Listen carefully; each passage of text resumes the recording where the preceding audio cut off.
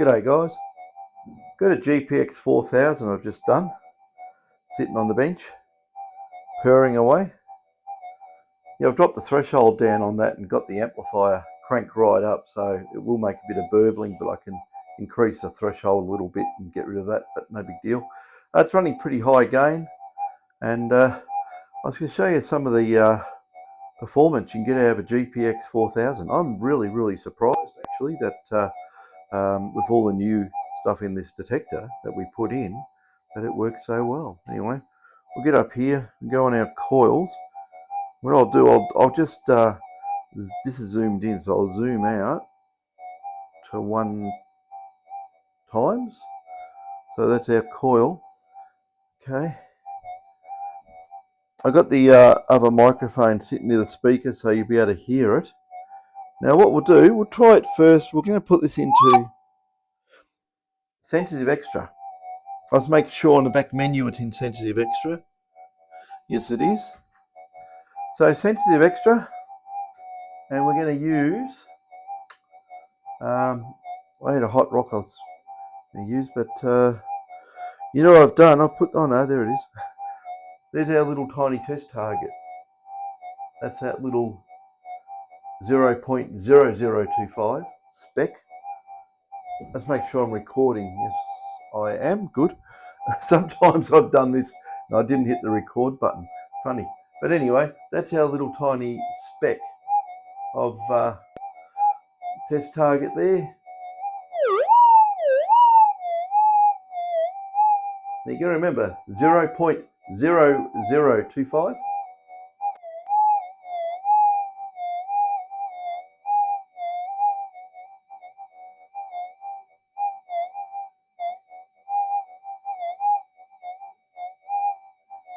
It's in a noise, about 7 centimeters or so. I don't know if I've got the gain cranked all the way up. Might be pretty close, but we'll have a look in a minute. Okay, that's sensitive extra. Now, we will turn the gain full up, but the thing is there's so much noise. There we go. I was about 7 out of 10. Now that's full. Well, you're not going to miss little tiny specks like that. But even burbling in the noise, we'll see how far we can get this thing up.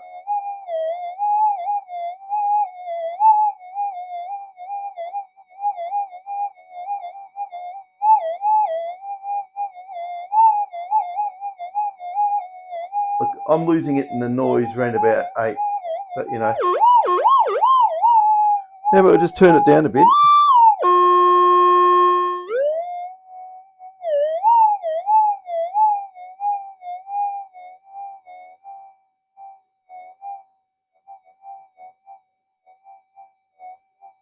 Even on lower gain, you're getting it at 7. That's like, yeah, a big number for something like that on this detector. Normally, you probably wouldn't pick it up at all. So that's the 4000. Oh, hang on a sec.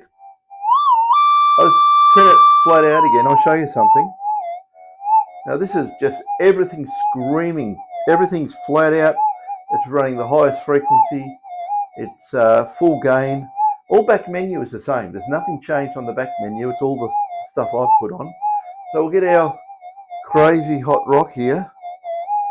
So, you know, this hot rock, this one, that one, which is, yeah, completely magnetic ironstone rock. I'll get rid of those magnets because they're painful. Okay, I'll just flick it into, okay, there we go.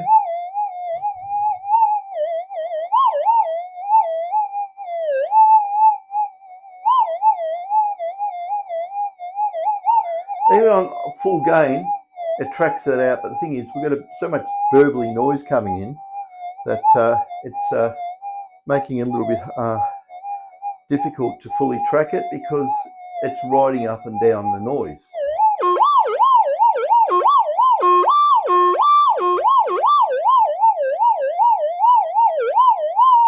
I'm going to flick it again. Oops, wrong switch. That won't work. I just flicked it into cancel mode. Into tracking, there we go.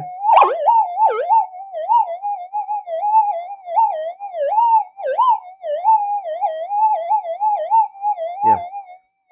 If I back the gain off a bit so it's smooth, put it down to about 7 out of, that's probably alright. Let's give it a quick flick. Fix the tracking.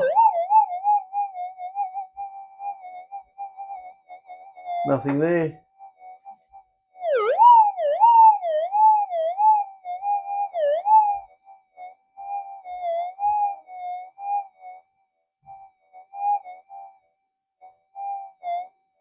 Seven, not a problem. Then we go into normal timings, because that was sensitive extra. We'll go into normal timings. We'll crank it up. This is full gain. I don't know if it'll knock the hot rock out in normal timings. We'll see what it does, but this is pushing it. Okay, tracking.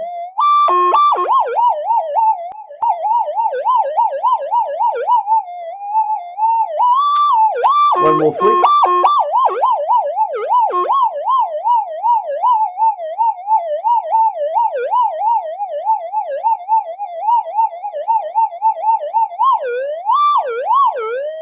It might be hard pushing in everything completely flat out, but we'll see.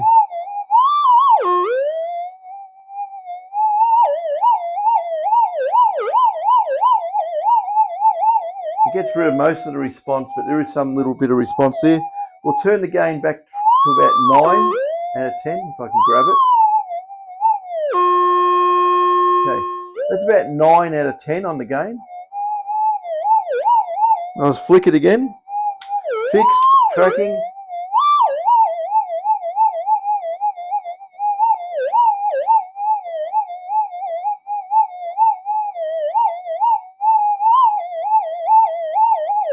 It's riding in the noise a little bit.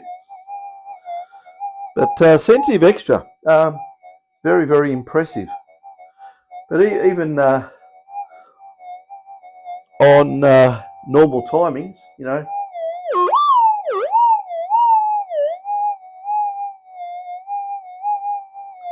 that's really impressive, that.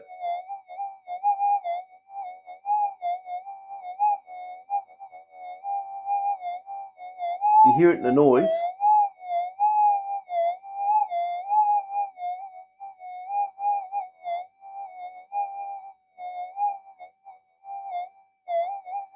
Getting up around about 37, 38, and that's doing field cancellation. So that is quite amazing. If I put this into, I don't know if I can do this. We'll try it. It might go completely bonkers. It will. Okay, I'm running basically single coil, so it's acting like a mono, but I'll get the gain turned to 0.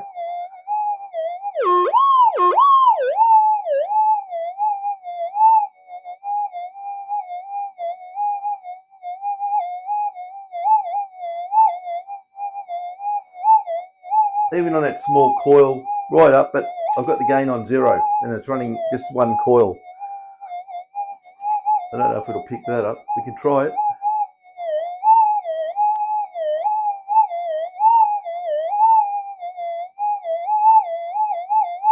Zero gain, acting as a mono, and suffering all the noise coming in with everything. So I'll just put it back in phase. So this is basically sitting there, normal timings, 0 gain, quiet as a mouse, of course, but as you can see, let's still pick it up.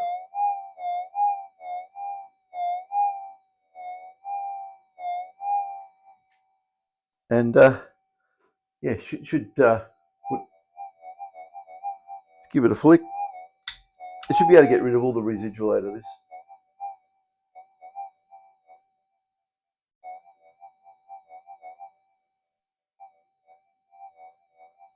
Like I say, it's not in what we call large gold mode. it's in tiny gold mode because the frequency's up at the highest it can go. If we go down lower in frequency, the response, well, it's going to drop off massively, the response of any super hot rock type thing, and that's going to increase the detection of really big targets.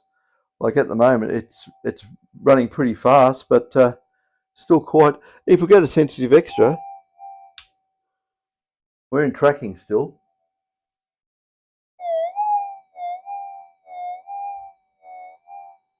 That's zero gain. It's zero. So picking up really well. And just to get an idea on zero gain, this is sort of the amount of noise we got here. And even if you had that much burble,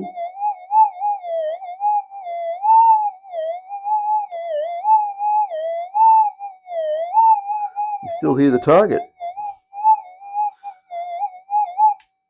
I'd rather it quiet though. But yeah, GPX-4000 allows a little bit more of a push on the gain, and it would be an absolute wicked. Well, it's a really good on tiny gold, but it's actually, these are better on bigger gold. These are really, really good. If I get in the back menu here, if I can see it and get out of that, wish it was backlit, but they're not. Where's the tuning? I went the wrong way. Manual tune.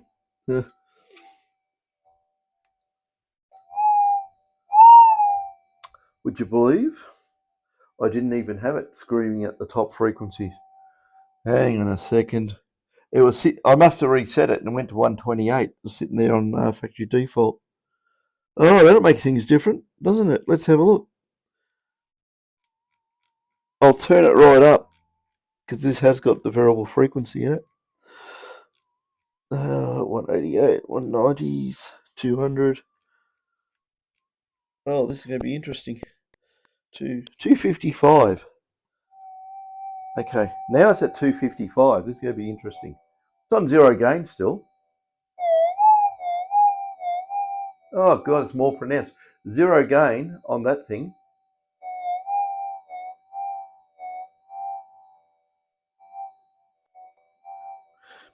We're on sensitive extra. Let's start putting some gain into this. We'll see what we can get. It's about front end gain on about 3.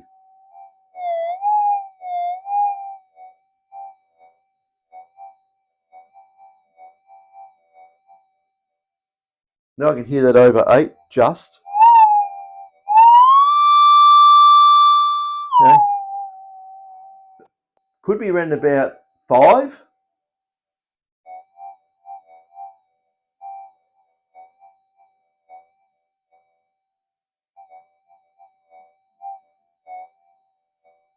Eight. Probably up around about 7 now. We'll just start getting the noise coming in.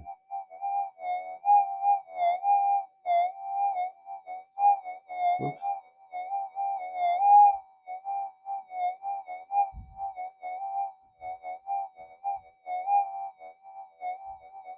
If I go fast, I can get it at 9. But anyway, the noise is coming in to kill us now, so can't do much about that. But that's a, a monster of a signal out of that. It really is pretty good. Oh dear me. Big question. Hot rock. Let's see if we can get rid of it at high frequencies.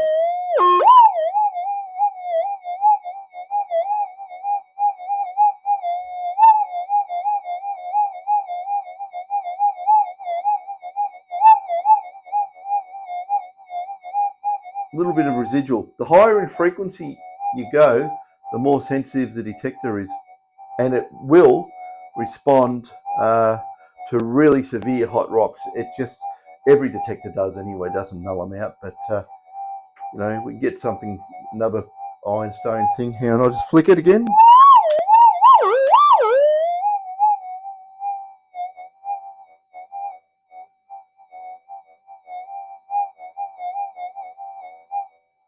Well, it's basically got rid of this one. That's ironstone as well, but it's not as severe as those Kalgoorlie things. These are nightmares. Every detector will ping on those no matter what, so it's just something to be wary of.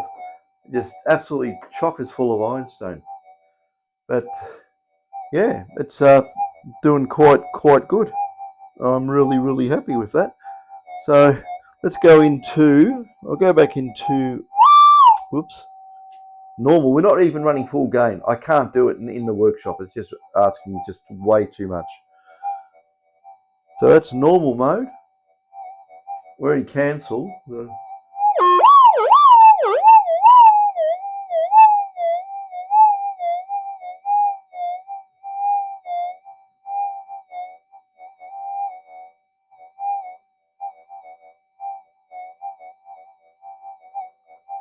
Yep, top of the ruler. This ruler goes up to 40 centimeters, by the way. And that's doing field cancellation. If that was set up as a mono out in the field, it'd be way up here somewhere. It'd be really high, even using a small coil.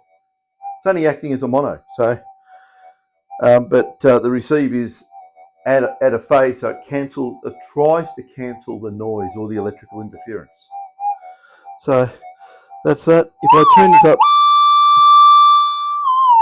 that's flat out gain. We'll see what happens.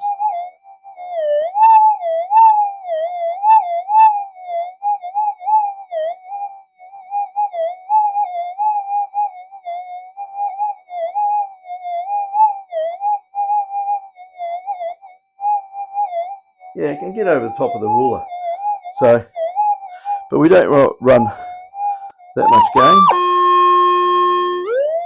Yeah, because the poor detector's sitting there with no case on. Every time I touch it, it's going to go off because it's not stable. So yeah, that's the 4000.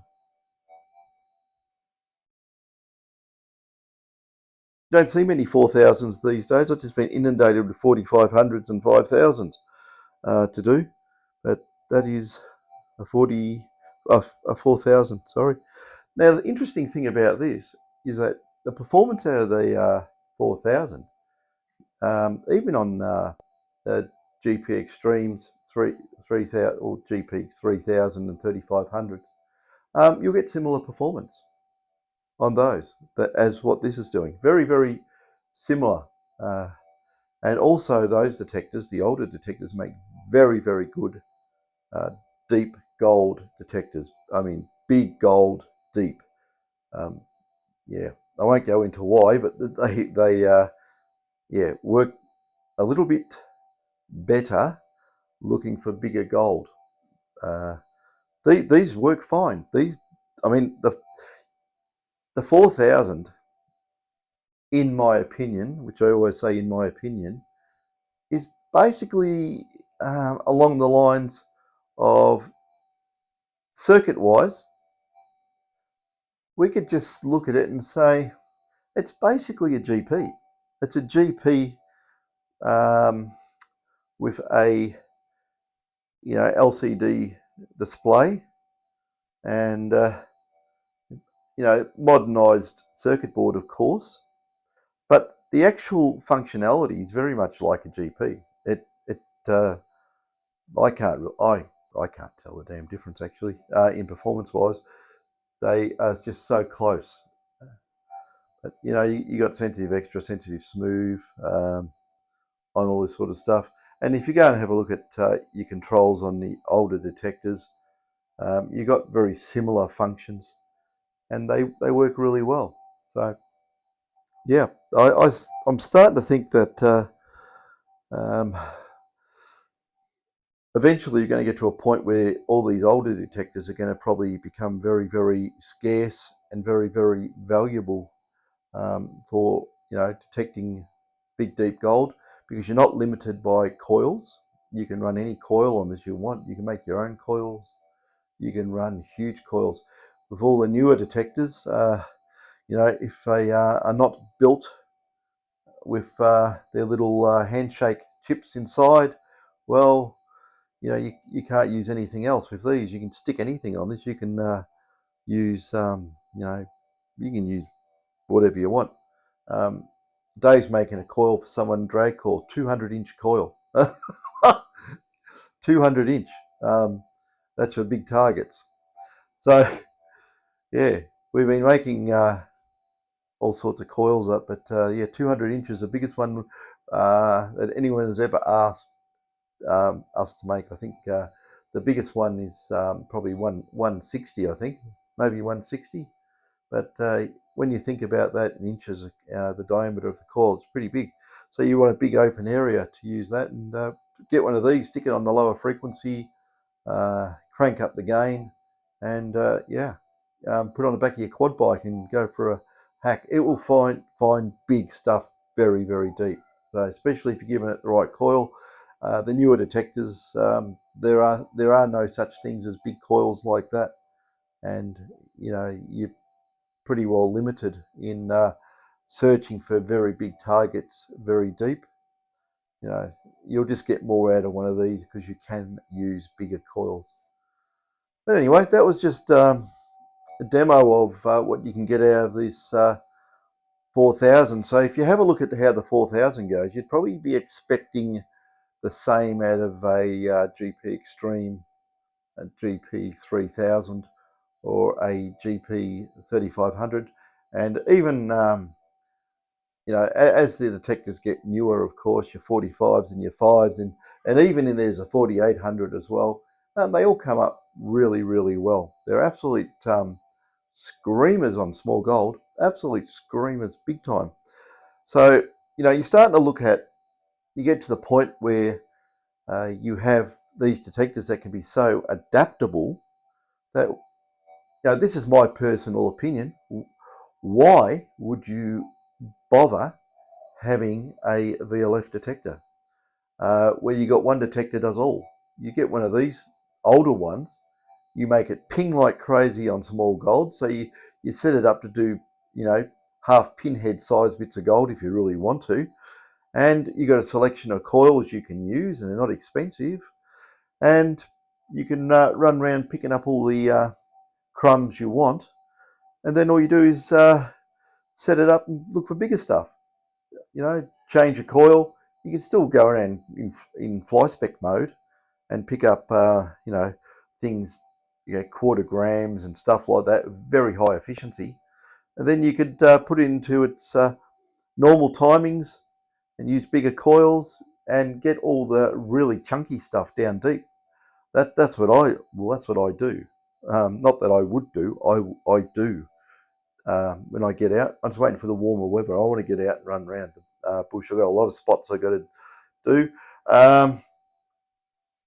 I know where there's some spots that going back through some old information that I've got where there was nuggets the size of 40 to 80 ounces found, not far from here, which is open prospecting area, and yeah, I don't think anyone knows about it whatsoever. So yeah, this goes back to the 1800s. So there's areas there where stuff is relatively shallow, but I'm not going to say where it is, of course. So there's a lot of areas that I want to do. I got a heap of areas in Creswick that need to be done. All the way down south, I got areas near Stawell, Great Western, Barclay, massive gold areas that just really modern detectorists have, overlooked them. Those areas en masse. A lot of it's private property, but yeah, I can get on the private property.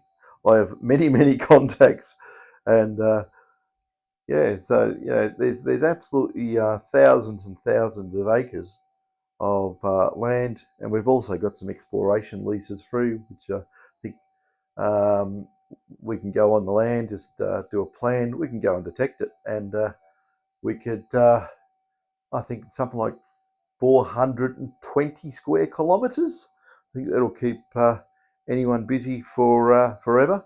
You need an army to do that much land, but yeah, we've got that up our sleeve as well, and we've got some more stuff coming. So There's a lot of prospecting opportunities out there. The amount of land, um, it's amazing. If you go get yourself a exploration license and have it approved, uh, gives you access to go on private. You go on private property, um, and yeah, basically you just have to inform the landowner that you're going to do so. They can't stop you, by the way it's set up. So you can go there. If you're going to go and dig holes and everything, you've got to pay compensation or work out some sort of agreement. But if you're going to go and detect, what's that doing? Nothing. So there's no compensation for detecting. What are you going to do? You're not going to go and stomp for his cornfield or something, but just open pasture, sheep grazing land, and that you just got full right to go in there because you're doing exploration, your initial exploration, should I say, and then you might have a works plan that does have some test drilling and so forth. Then you've got to enter into some sort of compensation that you're disturbing the land. But out in the goldfields, what are you disturbing? There's not very good land. It's not croppable in a lot of cases, and it's probably got 2 sheep per acre. You're not disturbing anything, so what's the compensation? I'm not joking. Um, the compensation is basically next to nothing. So that's the way you do it. Go out and get yourself a prospecting license as well. Get a PL.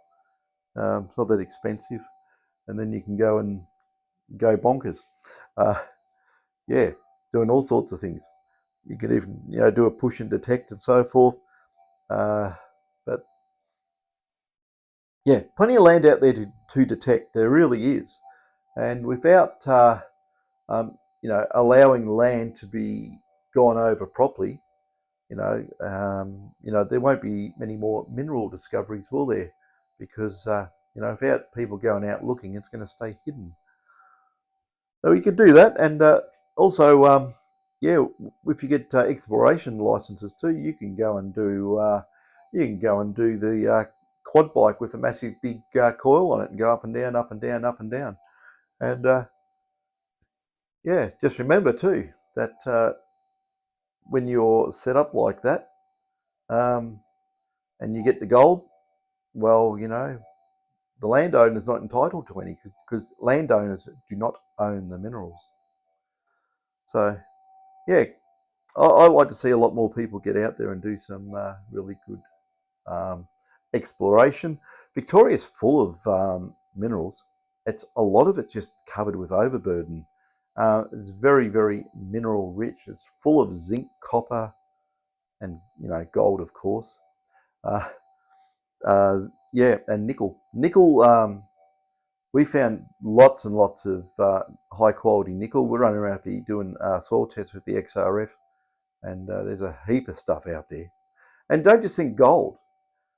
There is very, very valuable kaolin clay deposits in Western Victoria. And there's gold. Gold goes from one end to the other. Gold is everywhere. And if you have a look at the geology of the place, you get an idea where it is and where the concentrations are. So it's definitely the place to be. Uh, we got uh, EL ELs coming up. I think they run from Daliong all the way up to Maryborough. I mean, it's a massive area. So, um, how much land can you actually go over? Maybe most of it will have to be done aerial survey.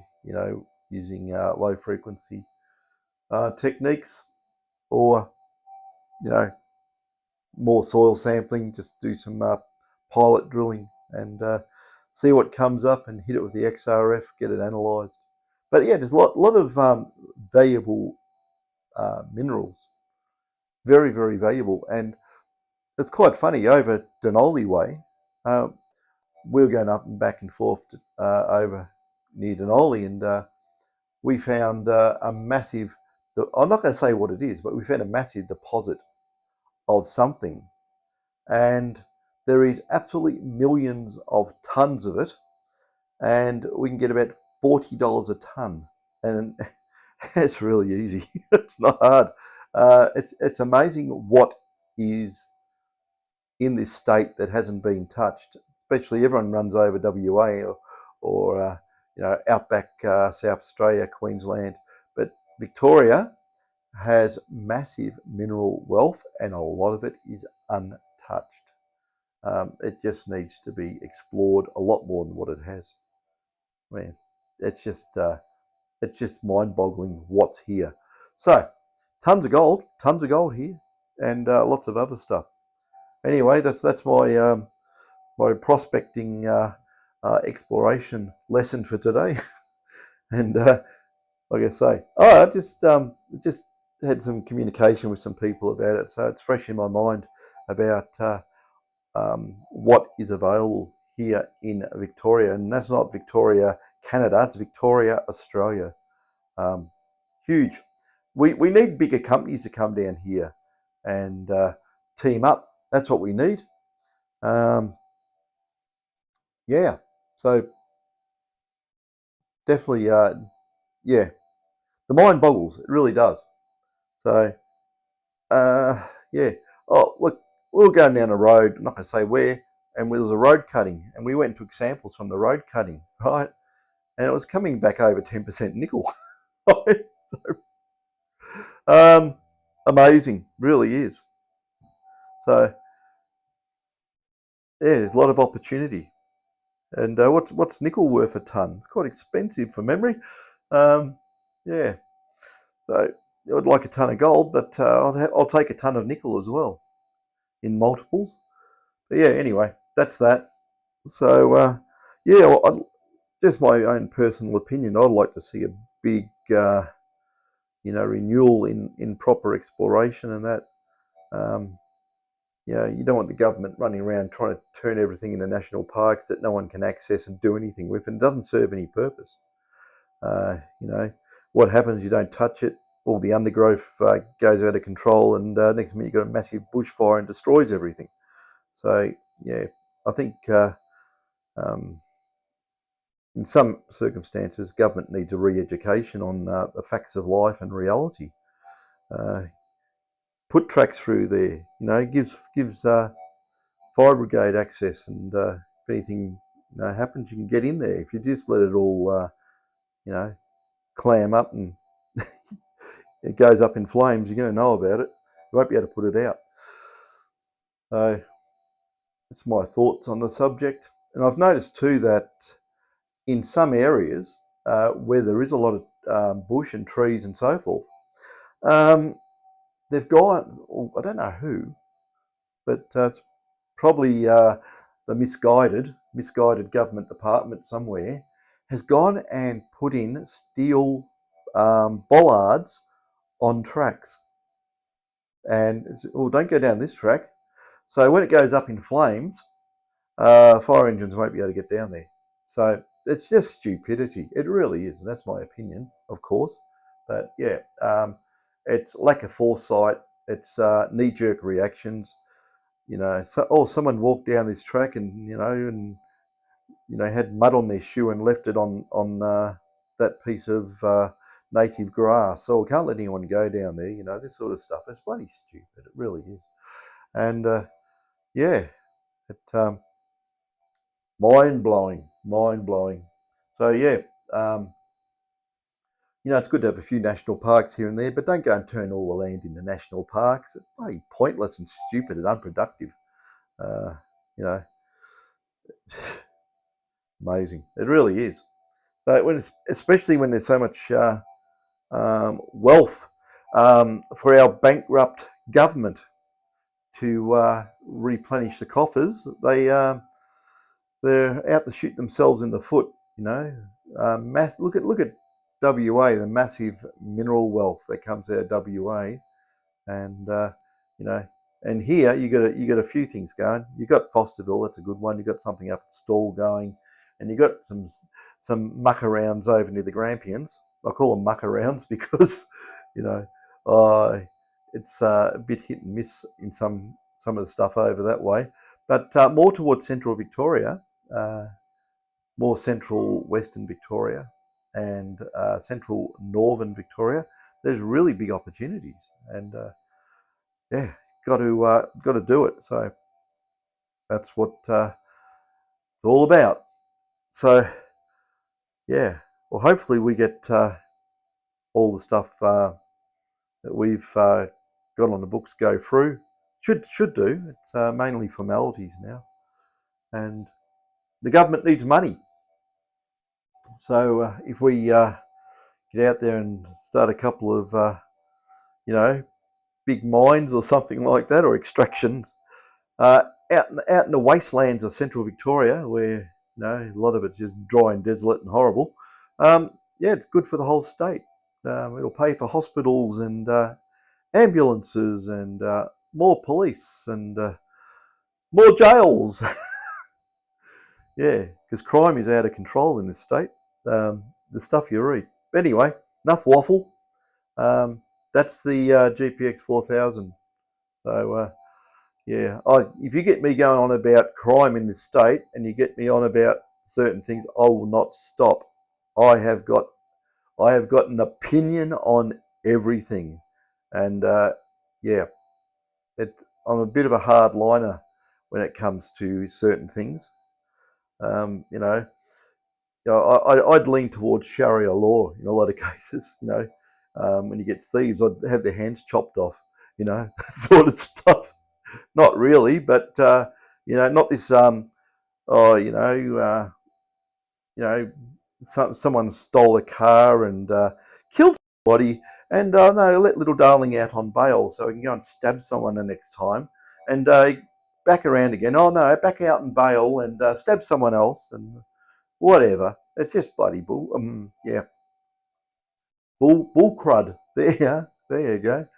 Um, it's mad, and that's just my take on it. I just don't like the way uh, society is going, and a lot of people, you're going to agree on me if you think society is going down, the pooper.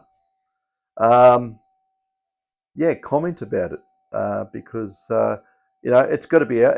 People have to comment. It's got to be out there. Let your thoughts be known. If you think everything's rosy and going along perfect, say that as well. But to say that, you'd be living in a bubble. Anyway, enough waffle catches.